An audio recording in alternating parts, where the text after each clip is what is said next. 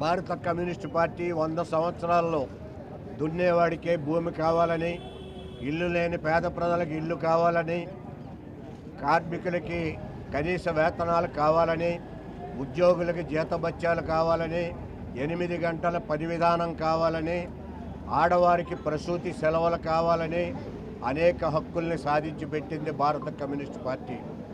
ఈ దేశంలో కులాలు లేని, మతాలు లేని, ఆర్థిక అసమానతలు లేని సోషలిస్ట్ వ్యవస్థకై గత 100 సంవత్సరాలుగా పోరాడింది భారత కమ్యూనిస్టు పార్టీ. అలాగే ఈ దేశంలో పెట్టుబడిదారీ వ్యవస్థ నశించాలని, కార్పొరేట్లు ఈవేళ ప్రజల సంపదని, ప్రకృతి సంపదని దోచుకునే విధానాన్ని అరికట్టాలని చెప్పి పోరాటం చేసింది కమ్యూనిస్ట్ పార్టీ. భారతదేశానికి సంపూర్ణ స్వాతంత్రం కావాలని ఈవేళ అందరికన్నా ముందు నినదించింది ఈ ఎర్ర జెండా కమ్యూనిస్ట్ పార్టీ అని ఈ సందర్భంగా గుర్తు చేస్తూ ఉన్నాను.